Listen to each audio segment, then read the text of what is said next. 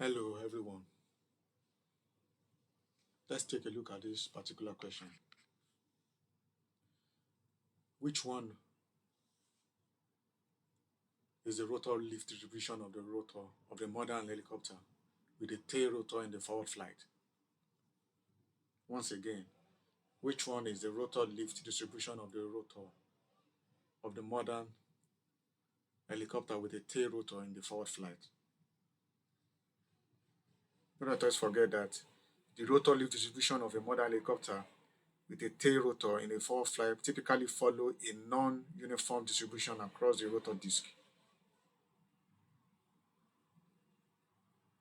And why is that? In forward flight, the lift on the rotor blades is not constantly along the entire length of the blade.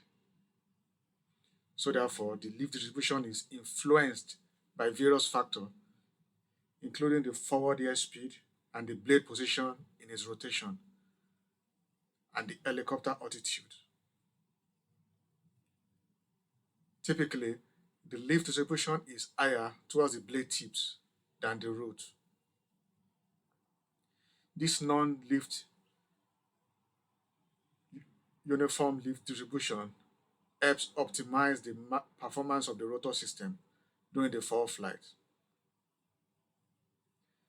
Although the specific duration of uniformity of the distribution may vary based on the helicopter design and the particular requirement of the rotor system.